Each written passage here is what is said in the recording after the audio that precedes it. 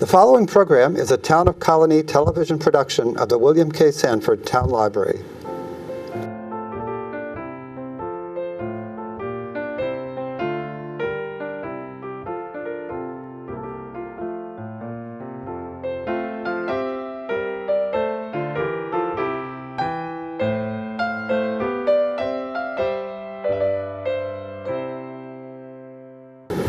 Welcome to Open Door on the Art.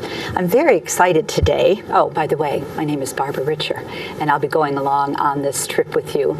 We're not going to go too far, but we're going to a very interesting place. We are going to the intersection of Allen and Madison and Western. I never would have thought of saying Allen, but I was told I needed to throw that in there. And that is right in sort of the heart of the Pine Hill area of Albany, to a most remarkable magical building called Steamer 10. And our guest, Rick Chesser, who began this whole wonderful, improbable adventure many years ago, is here to talk to us today. Good morning. Good morning, Rick. How are you doing? I'm excited to see you. And although I've done some things in your theater too, I really never appreciated where the building came from or how you started. So I'm hoping you might, before we start some of the adventure part, tell us some of the... Sure. Well, we got started many years ago. I was looking for some programming to take my 2-year-old to. Mm-hmm. And I'm looking around for things for kids that were happening in the Albany area. And there wasn't a lot. And a lot of what was there was really treated children like they were stupid. Which is, not my approach. I think kids are a lot smarter than adults. and they tell you what they think, which can be quite interesting sometimes. So I started looking, sort of finished looking around, realized I can do this sort of thing. I have a background in theater. Went to Goddard College, a wonderful little institution up in the woods of northern Vermont. Mm-hmm. We had the Bread and Puppet Theater Company in residence at the time that we were there, that I was there. David Mamet was one of the grad students. William H. Macy was a actor there. Love him. It was just, a hotbed of the arts. Yes. And also went to a number of other schools in New York and the National Theater Institute in New London, Connecticut, mm-hmm. which is also the O'Neill Center. Mm-hmm. So just had a very eclectic background. And a few years before that, I had run the summer stock company at SUNY. Mm-hmm. Those of us that are around here, it's like, SUNY used to have a theater program. Yes, they did. I guess they are back to having a theater program. Confusing. And that at one point, we were working on creating university community theater, the idea that we could get people involved with the SUNY campus. I remember those days. And that, we could do it through the arts and through theater. Yes. And every single time we ran into the problem that everybody's run into, you can get the public all the way to the edge of the podium, and then they get lost. And I had suggested painting the Performing Arts Center purple. Yeah, it's a nice SUNY color. And the president said, yeah, we actually looked into that. Turns out it was in Stone's contract that they couldn't alter the look of the buildings. So, yeah, you're stuck with... Take it what it is. Yep. Everybody gets lost. So, did a lot of theater up there during that summer and produced a lot of shows.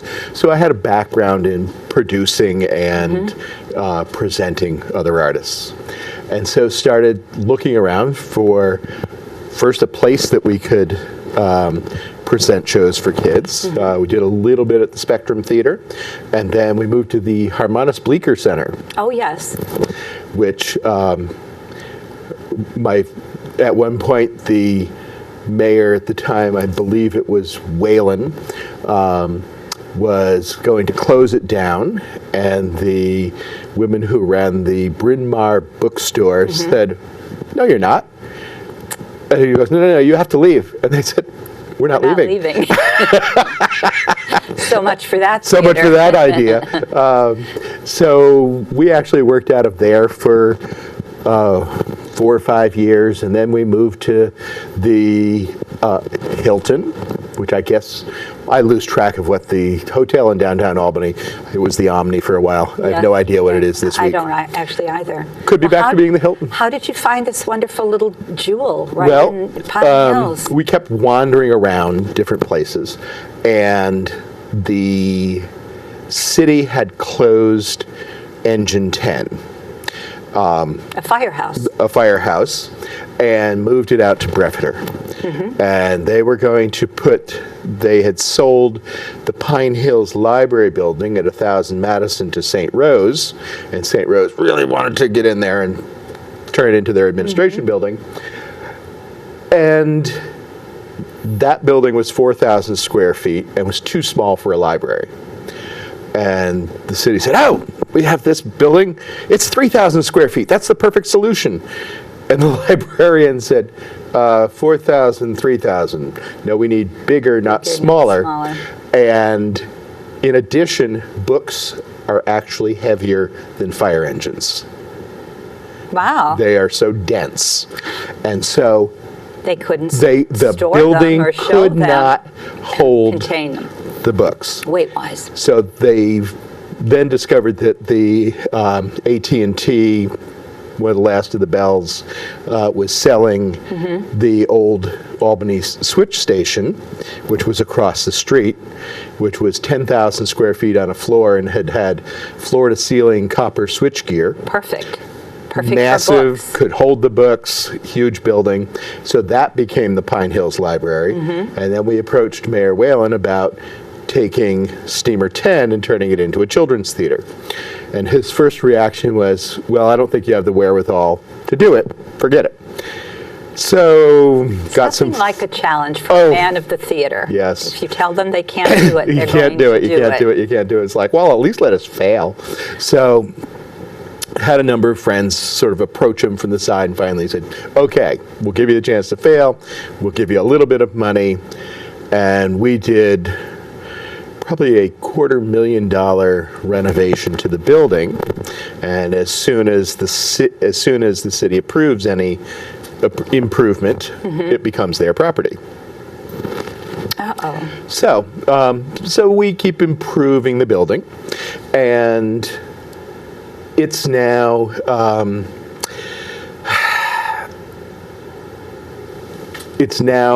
it took us 2.5, 3 years to go from old firehouse, which people are always, what was it like there? I said, well, imagine a building where only guys have lived there for 100 years.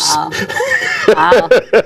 And that goes back to 1891. 1891. I read on the website that firehouse. And we got the name because carved in stone above the engine door is Steamer Number 10. What else could the name be? AFD 1891. Wow. So that was where the name came from. We're now effectively a 108-seat theater. We can add a few chairs and make it 120. And we do anywhere between 130 and 150 shows a year. That's amazing. That's amazing. And I know, too, we're going to be talking about your upcoming February wonderful programming for kids when they're out of school, and that the thrust of what you do is certainly to make intelligent theater for children of all ages. Yep. But I know that you also have been very generous with the theater over the years to a number of adult forum kinds of activities. Yep. You actually house at least one group that I know of that does regular performances there. The Theater Voices does a lot of shows. They do 4 shows a year, and they do it for an entire weekend. They rent the theater, but we give them a price that is dirt cheap. They don't think so, but it is, believe me. They could get a single performance at any of the other venues, and we give them an entire week. So, Well, theater folks are always scampering, you know. they have to. They have to. There's never a dime to spare. So. No. So what they do is fully staged readings, use predominantly professional actors, but it's free of charge to the public, and all they're paying is royalties. And so they end up with a lot of equity actors working there. Wanting to come. And the quality of their shows is spectacular. They will actually be doing Ibsen's A Doll's House. Yes. And that will be February 13, 14, 15, Friday and Saturday nights at 8, Saturday and Sunday afternoon at 3 o'clock. I want to be sure that the audience recognizes what he said about Theater Voices. It is very high quality theater. It is, now they may object to this, but I think it's appropriate to say they're very professional staged readings. You don't come into a whole set and set changes, but they're very professional, very much involved with the audience and the audience with the play, staged readings. But the important point, I think, is that they're actually free. Yeah. And who can see Ibsen's Dollhouse for free? Yep. And the set may be as simple as a few chairs and a table. But a lot of times you don't need a whole lot more than that. Exactly. And we do fairly extensive lighting with them, and they do fairly extensive sound. Of course, these days you can have a laptop computer that is equivalent to a commercial recording studio of the 80s or 90s. So the sound is excellent, and the acoustics in Steamer 10 are also very good. Excuse me one moment. When we were originally designing it and building it, a very good friend of mine who lived up the block is a sound engineer. He probably built half a dozen plus recording studios, and certainly knew sound, did a lot of festivals. And so every couple of months, he would come in and we would talk in the space, and he would play a recording of something and we would listen to it, and he could hear how it had adjusted, so that as we made changes, we kept aiming this building toward being a place where the spoken word could be heard unamplified. A true theater. A true theater. Theater. And we've done a lot of acoustic concerts. Certainly one of my favorite concerts was the McCrells, who are generally known as a fairly loud, hard-rocking Irish band, and they did some unplugged concerts that were spectacular. Wonderful. Yeah. Wonderful. So Theater Voices does their programming. We also have other groups that either work out of Steamer 10 or come in and we like what they're doing, and so we'll work with them.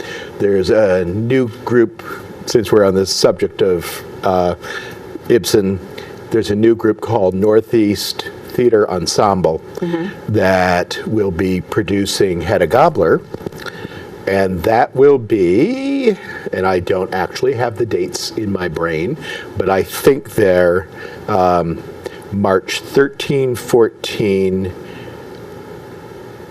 2021 at 8 o'clock. Okay, and what is wonderful is that I can tell you to go to the website, and all of those dates and information will be there, and that website will be at the end of this taping, so if you watch us all the way through to the end, you'll know exactly how to get in touch with Rick and with Steamer 10, and be able to really take in some of these wonderful adult programming things that you've extended yourself to do in a very special jewel of a theater. And actually the website's pretty easy, www.steamer10theater.org. Google Steamer 10, it should pop right up. Okay. Okay. So, so that's some of the adult stuff. We do some concerts. Did a lot more in the fall. We should have some more coming up late spring. But children's programming, family programming, that's our specialty. As we're talking about it right now, this will be well in the past by the time people see it. But we're currently doing Cinderella Tales. And then in March, during weekend days, the first 3 weekends of March, we will be doing Tom Sawyer. Oh, nice. Oh, Wonderful nice. show. And what's coming up quite specifically, heading into the beginning of February, our theater arts school will be doing Sleeping Beauty. It's 20 children ages 8 to 16. And they have been working on this show for pretty close to 3 months now. But I That love would be your fun. drama show, your drama program for children. My granddaughter attended that, so I'm used to coming there and seeing their performances, and they're wonderful. And the kids are so excited, and they're so good, and so well trained at that age, you know, to be putting on this show. So it's very exciting for them as well. Now, when you mentioned Tom Sawyer, is that a group within Steamer 10, or do you job in other children's theater programming? no, that's actually our in-house group of professional actors. Wonderful. So these are people that are seldom do theater people actually make a living, particularly upstate. But these are professional actors that we are working with that will be usually 4 people, 2 men, 2 women, or 3 men, 1 woman, or 1 woman, or 1 guy, 3 women. Professional actors that we work for a month rehearsing a show, and then we bring it up. And frankly, our audiences for those shows are about 3 to mid-90s. Nice. Yeah. There's a fair number of adults that have discovered that these are great shows. They're funny. There's a lot of, old vaudeville stuff Yes. that we've put in. Oh, fun. Now, do they stay with you for a whole season? Or As much longer? as they can. Some of them aren't going to be available because they've got other Roles in other in places. other shows. Some of them work out of New York. All over these days. Wonderful. All over. Oh, that's grand. I didn't know that you had that kind of a grouping. That's terrific. Yeah. No. Try very hard to, keep people employed. So you're doing theater sort of from cradle to grave. To some degree. To some degree. Yeah. You've got. So coming up in February, 3 times a year when the kids are out from school, we do a Vacation Days series. Because the kids are all out. Parents are looking for something for them to do. 19% of the population is between the ages of 0 and 16.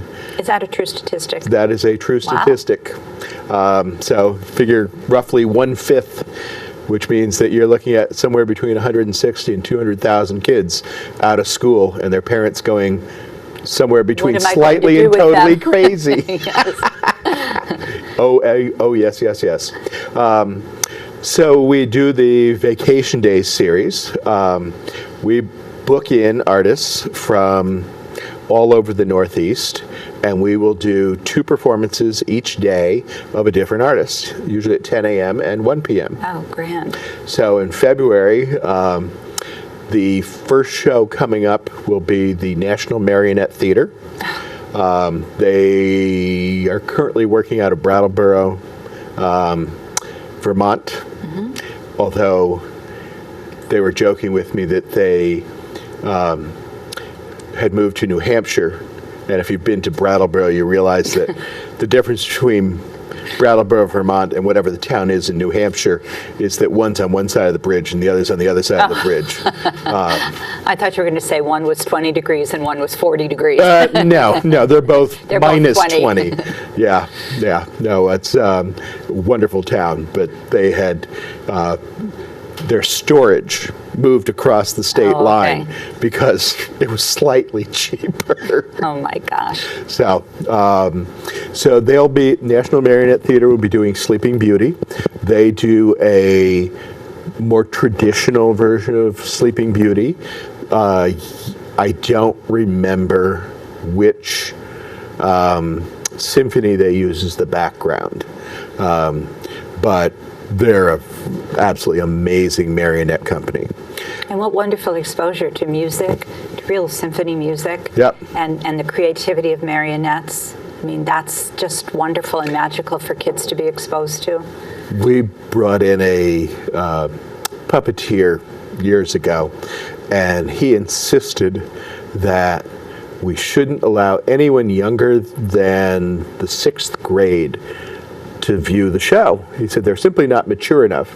Oh. And I kind of looked at him and I said, well, I'm sorry, but I'm not going to follow your instructions, because we start bringing kids into the in to see shows at 3 or 4 years old, and by the time they have reached 3rd or 4th grade, 7 or 8 years old, they've seen marionettes, rod puppets, hand puppets, Banraku style puppetry that many of these kids at 6 or 7 years old Have never experienced. well, some have never experienced, but many of them have a better knowledge of puppetry than many of the adults that he's going to. And he's like,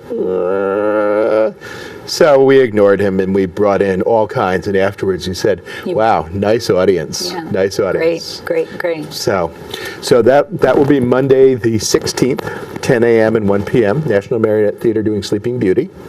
On Tuesday, we're bringing in Casey Carl, who is known as a bubble maniac. Casey actually comes in the night before, sets everything up on our stage, because his bubble solutions have to reach equilibrium. Oh my gosh. This guy is really serious about bubbles. Cirque du Soleil has hired him. He's done bubble shows in Las Vegas my gosh. where they brought him in. He is How wonderful. nuts. So the whole theater will be filled with bubbles. And he does square bubbles, which are not easy to do.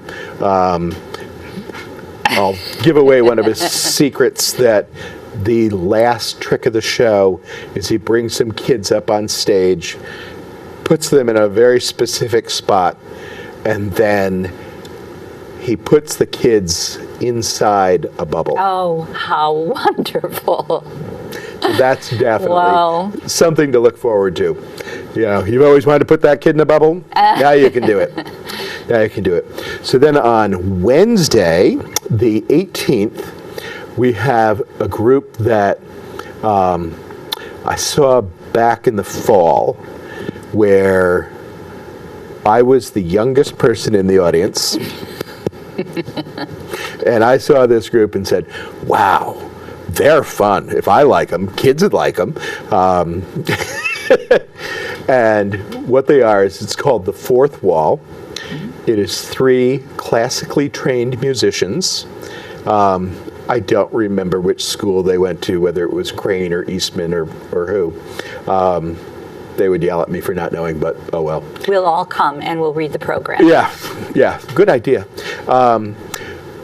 But they do a show called Fruit Flies Like a Banana.